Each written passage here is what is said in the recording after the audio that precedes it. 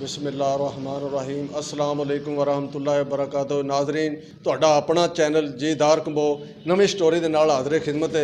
ये जनाब अज साडे नाल बहुत बड़े इत्थे जिहड़े कंस्ट्रक्शन दा काम मटीरियल बेचते हैं, अज साडे नाल मौजूद ने मुनव्वर साहब। इन्हां कोलों पुछांगे भी ये इस तरह यानी इन्हां दा इखलाक, इन्हां दा म्यार मटीरियल दा ये बहुत अच्छा है।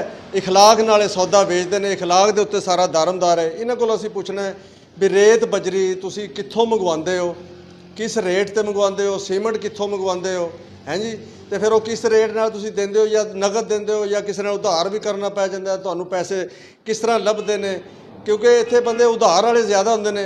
जी मुनव्वर साहब। अस्सलाम वालेकुम जी। बिल्कुल भाजी ठीक कह रहे हैं, माल साढ़े को बिल्कुल ठीक है। मुकम्मल ना साड़ी पहले नंबर पर अर्ज है वैसी पमाइश पूरी दे रहे हैं।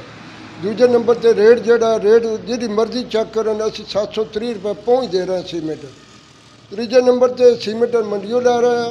बहरहाल साढ़े भाई ने असी इन्होंने टुरांगे इंशाअल्लाह, तामन आवाम ना करांगे। हाँ, माल मेरा घट है, मैं जिम्मेदार होवांगा इंशाअल्लाह। माल सिर्फ बजरी जी सरगोजा मंगा रहे हैं, रेत जी इधरों आ रही है पाड़िया वाली तो माने चुको।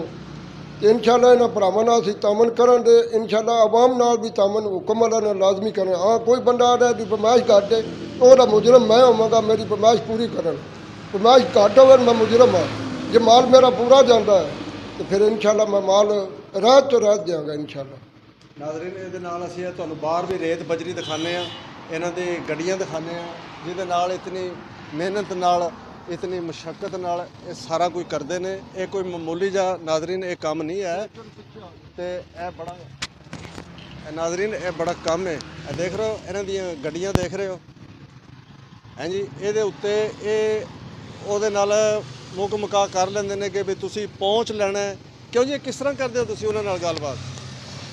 जी उन्होंने पहुँच भी कर ली दी, इत्थे किराया शाया भी रखी दा, ਇਹਦੀ वजह से काम असीं चला रहे हैं। जो आखन पहुँच देनी तो पहुँच दे छड़ी दी है, वो असीं किराया अरशा बिच पा के सारा कुछ दे रहे हैं। यह गड्डियां साढ़े को जेड़े टाइम अगले आ देना असीं उस टाइम उधार भी ये देते हैं, क्योंकि ये पिंड थां है ना, तो इस तरह उधार होर बड़े घट बंदे करते हैं, लेकिन इन्हां दा इखलाक और प्यार जिहड़ा है वो बहुत ज़्यादा है।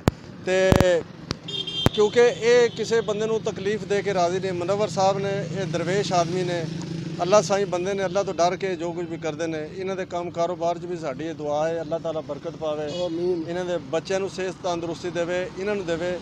तो ये जिहड़े कंस्ट्रक्शन वास्ते जिहड़े फट्टे तुसीं रखे ने मुनव्वर साहब, इन्हां दा की हिसाब है?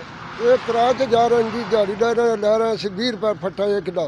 अच्छा जा ते सिर्फ फट्टे ही नहीं या और बांस भी हैं, फट्टे भी हैं, जुरमट भी हैं रखे ने सब। अच्छा जा ते रक्शे कितने ने तुहाडे? रक्शे साढ़े को 3 रक्शे चल रहे हैं। अच्छा, टोटल बंदे कितने ने तुहाडे को? बंदे साढ़े को तकरीबन 4 बन जाने ने, एक रक्षा होर आ जाना।